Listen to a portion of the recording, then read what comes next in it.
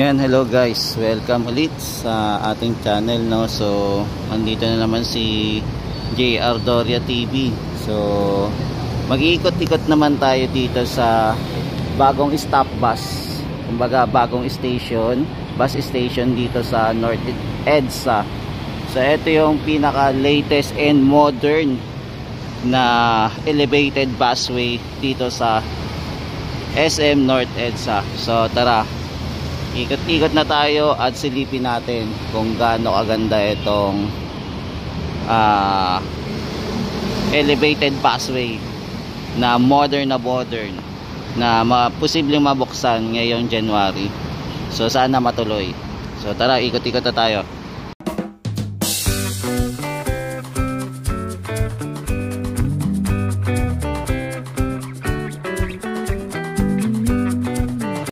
Yan, so nandito muna tayo sa bus stop o bagong elevated busway dito sa SM North. So ito na po yung panibagong station dito sa SM North. So meron din po tayong station dito sa Trinoma naman po. Pero ito po yung pinaka maganda at pinaka modern na bus stop o elevated busway na ginagawa ngayon, na matatapos po ngayong January daw 2025. So mapapansin natin yung nilatagan na din po ng bubong. Ayan, meron na din pong bubong. Yung nakaraan na pagpunta natin wala pang bubong. Tapos ito po, meron na din pong mga salamin, no? Naglagay na din po sila ng salamin.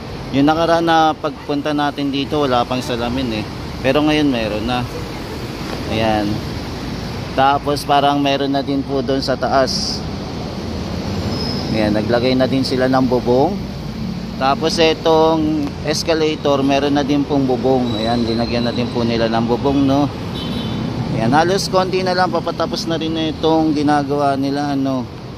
Konti na lang. Tapos ngayon, yung mga bus dito, hindi nakakadaan po sa loob. Siyempre, sa labas po muna. Sa labas po muna dumadaan yung mga bus. Yung mga carousel bus. So hindi po muna sila nakakadaan sa loob dahil na rin sa ginagawa po yung stop bus dito sa SM North. Yan, so ito po yung itsura, no. Yan, so ito po yung pinaka modern. Yan, para ka nasa nasa ibang bansa pagka dito po tayo mag bus stop, no. Yan. So ngayon nakaharang pa rin po, hindi pa rin po na-open to pa public. So antayin natin kung kailan po ito mabubuksan. Yung flooring, ayan, meron na din po pala tong tiles, no. Nakapaglagay na din ng tiles. Tapos ito yan, mga salamin na. Tapos ito mukhang inaayos pa rin po. Yan, naayos pa rin. Tapos dito yung ceiling wala pa po, hindi pa po tapos. So abangan natin kung kailan matatapos. Sa tingin nyo ba maabot kaya to sa January o mag-extend na naman?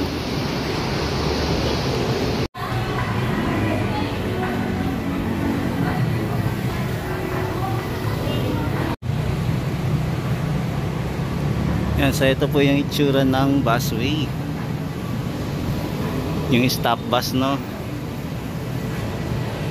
Yan, so ito po yung latest update. Mukhang matatapos na po naman. Yan, sana na po matapos na talaga. So abangan natin kung kailan matatapos. Ano to, may elevator ba to o may daanan? Hindi lang alam kung magkakaroon po ng elevator dito. So ito po yung itsura nya, no.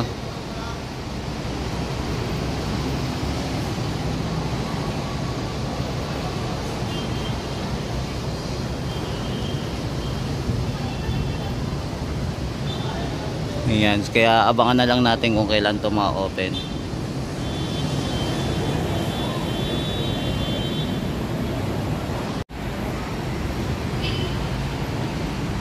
Ayan. So ito po yung latest update dito sa modern. Parang world class na po, no. Pagka sasakay ka dito para ka nasa ibang bansa itong busway na to. Lalo siguro pagka privatize na po yung lahat ng mga carousel dito sa EDSA, mas lalo pong gaganda. Siyempre pagka pinapaganda ang isang lugar, siyempre magmamahal yan. Medyo tataas yung presyo nyan. pero at least safe naman tayo dito, at least kakaiba. Napakaganda yung busway na ginagawa, sosyal na sosyal.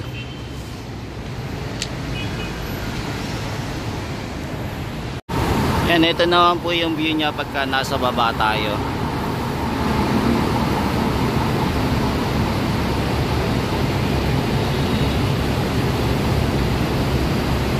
Tapos dito din po inaayos pa. Ayan. Yung dito area inaayos pa rin. Maganda yung pagkakagawa nila, no? Ayan, world class na world class. Paraan nasa ibang bansa. So antayin na lang natin kung mahihit talaga nila yung deadline nila, no? Na January na ma-open na to. So alamin natin sa January katapusan kung totally open na to, no? Kung magda 24 hours sila sa pagtatrabaho dito.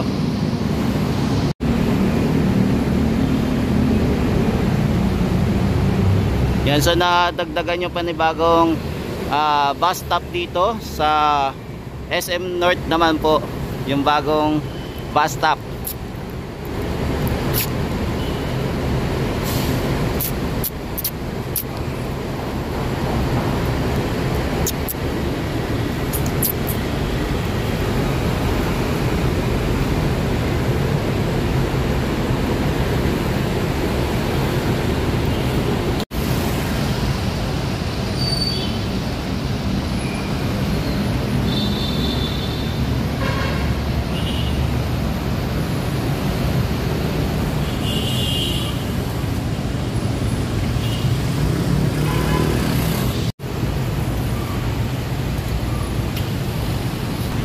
Yan, today po pala ay January 26, 2025.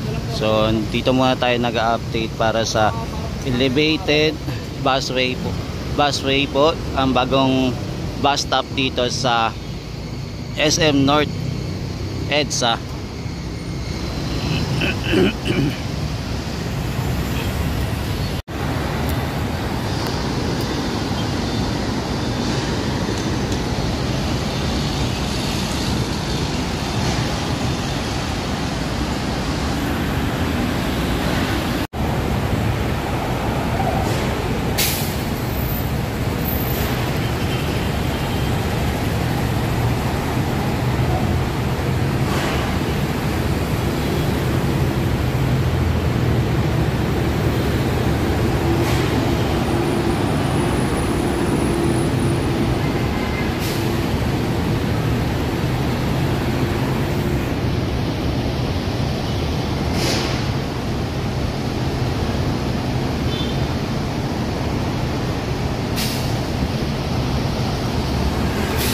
Yan, so ito muna yung latest update natin dito sa bagong bus stop dito sa SM North EDSA. So ito po yung bagong elevated busway. So additional stop bus na naman po dito sa EDSA. So etong bus stop na to ay mas modern, partner with DOTR at saka SM North SM North. Ayan. So ito muna po yung latest update natin dito sa bagong tinatayong busway o elevated busway bus stop po. Yan, maraming salamat po. Ito po ulit si JR Doria TV. Nag-update po dito sa mga infrastructure dito sa Metro Manila. Thank you po and God bless. Mahalin po natin ang Pilipinas. Ayan, mula Luzon, Visayas at Mindanao, maging sa ibang bansa po. Maraming salamat po sa pagsuporta kay JR Doria TV. Thank you po. Ingat po kayo lagi and God bless always.